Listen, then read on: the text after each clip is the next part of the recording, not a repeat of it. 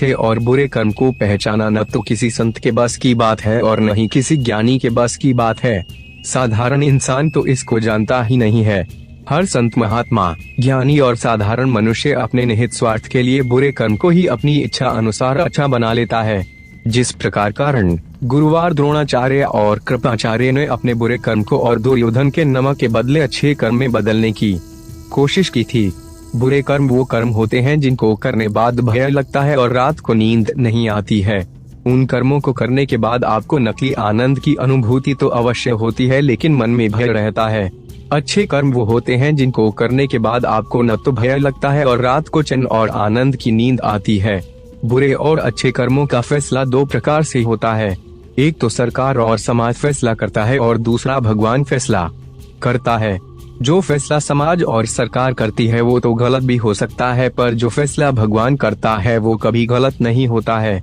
बुरे कर्मों का आधार भूख, धन, स्त्री, जमीन, सत्ता, यश, ईर्ष्या और शक्ति मुख्य तौर पर होते हैं।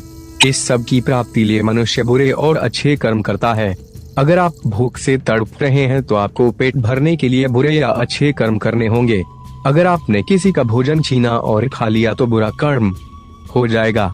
यह छीना हुआ भोजन आपकी आत्मा स्वीकार नहीं करेगी तथा यह बुरा कर्म आपके चित्त में संचित हो जाएगा।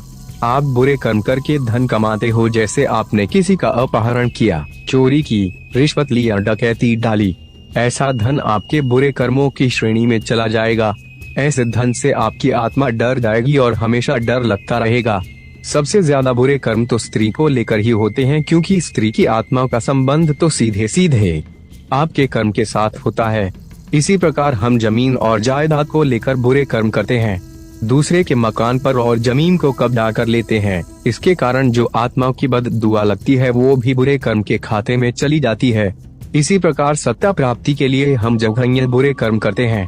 अपने निहित स्वार्थ के लिए लाखों लोगों की हत्या कर देते हैं या करवा देते हैं। इसी प्रकार हम अपने यश और शक्ति को बढ़ाने के लिए दूसरे लोगों के यश और शक्ति को कुचलते हैं। अपने को हम श्रेष्ठ बताते हैं और दूसरों को नकारा या अज्ञानी बताते हैं। एक दूसरे के ज्ञान पर ईर्ष्या से अंधे होकर कटाक्ष करते हैं। ये सभी घोर और जघन्य बुरे कर्मों की श्रेणी में आते हैं।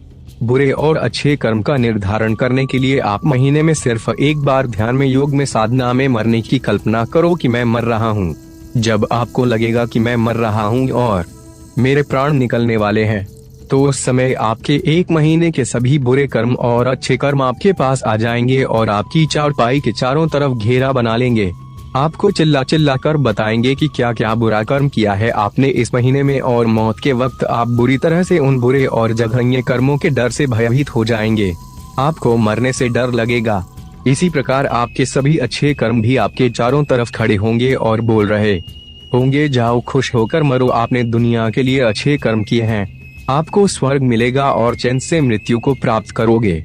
जब भय के कारण मृत्यु होती है तो आत्मा का जाने का रास्ता बुरे मार्ग से होता है, और जब प्रसन्न मुद्रा में मृत्यु होती है तो आत्मा का जाने रास्ता अच्छे मार्ग से होता है। अपने बुरे और अच्छे कर्मों का विश्लेषण रोजाना सोने से पहले अवश्य करना चाहिए। ऐसा करने से आपके जीवन में आनंद कूट कूट कर भर। अगर आपको हमारी वीडियो अच्छी लगी तो चैनल को लाइक एंड सब्सक्राइब करें।